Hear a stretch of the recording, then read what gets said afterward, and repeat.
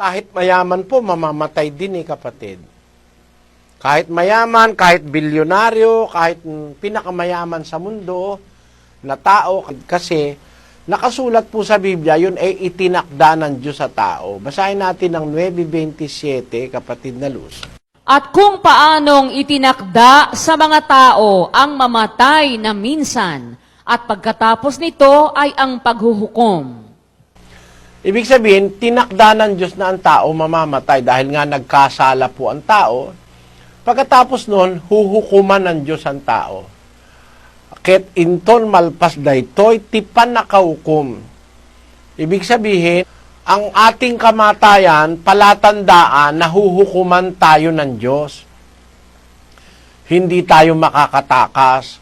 Haharap tayo sa Diyos sa araw ng paghuhukom. Basahin natin ang Ecclesiastes 12:13. Ito ang wakas ng bagay. Lahat ay narinig. Ikaw ay matakot sa Diyos at sundin mo ang kanyang mga utos, sapagkat ito ang buong katungkulan ng tao. Sapagkat dadalhin ng Diyos ang bawat gawa sa kahatulan, pati ng bawat kubling bagay, maging ito'y mabuti o maging ito'y masama. Ayon. Maliwanag na mayroong darating na paghuhukom, at sa paghuhukom, hahatulan ng Diyos yung ating mga ginawa. Kahit yung mga nakatago, mabuti man o masama, sabi ng kasulatan. Yan po kapatid ang dahil kung bakit namamatay ang tao. Ngayon, yung kahirapan naman ng tao, marami pong dahilan kung bakit ang tao nahihirapan. Merong kahirapan, bunga ng pagiging tamad. Yung pong hindi masipag. Basahin natin ang 10:4 sa Tagalog. Siya'y nagiging dukha na gumagawa ng kamay na walang kasipagan, ngunit yumayaman ang kamay ng masipag.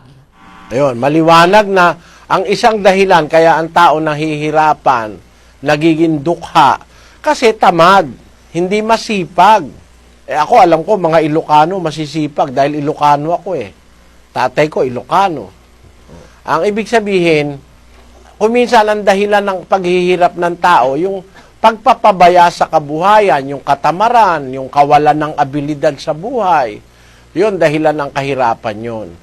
Meron namang kahirapan na bigay naman ng Diyos sa tao.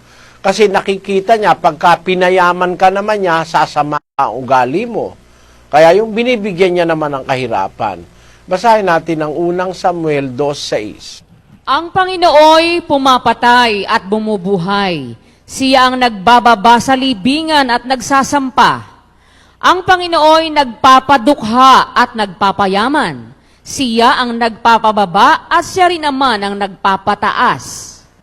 Maliwanag na maliwanag yan kapatid. Siguro di ka na magdududa dyan sa nabasa na kaya ang tao nahihirapan kasi ang Panginoon ang nagbibigay sa tao ng kahirapan, nagbibigay sa tao ng kayamanan.